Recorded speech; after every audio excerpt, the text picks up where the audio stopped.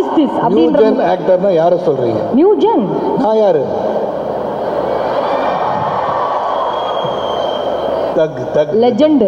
Okay, I got it. நீங்க பிரதீப், அப்புறம் வந்து அந்த டுவெட் சாங் ஒன்று இருக்குது, அதை மட்டும் இங்கே எங்கேயும் போட்டு காமிக்கல. சர்டன் திங்ஸ் அபவுட் மீ இந்த மூவி வந்து அவங்க சைலண்டாக வச்சுருக்காங்க. அது அந்த ஹீரோயின் யார் கூட ஆடி இருக்கேன் இதெல்லாம் சொல்லக்கூடாதுன்னு சொன்னாங்க. ஆனால் அதெல்லாம் சொல்ல மாட்டேன் பிரியாங்க, அதெல்லாம் எதுவும் ஆசைப்பட்டு கேட்காதீங்க. ஆனால் இந்த நியூ ஜென் ஆக்டர் கூட நடிக்கிறதும் அவங்களெல்லாம் பார்க்கும்போது உங்களுக்கு எப்படி இருந்தது sir?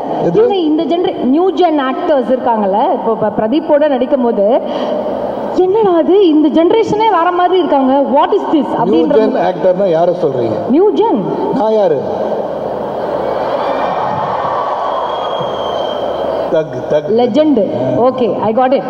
There is no generation gap anywhere for me. I am just basically a youngster, a very common person.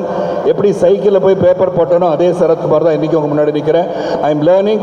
கற்றது கைமண் அளவு, கல்லாதது உலகளவு.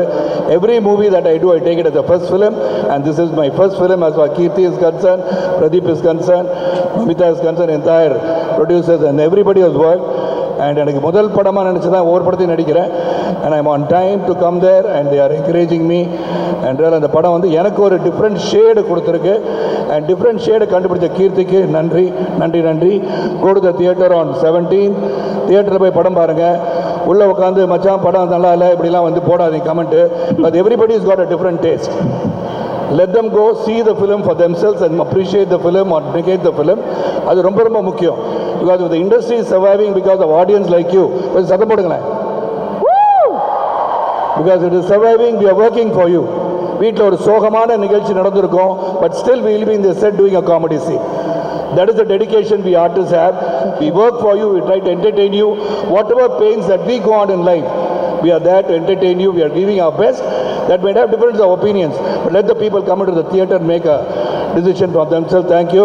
இந்த படம் மாபெரும் வெற்றியடைவதற்கு உங்களுடைய ஆதரவு தேவை, பத்திரிகையாளரின் ஆதரவு தேவை, ஊடகத்தின் வாழ்க்கை தேவை. எல்லாருக்கும் நன்றி.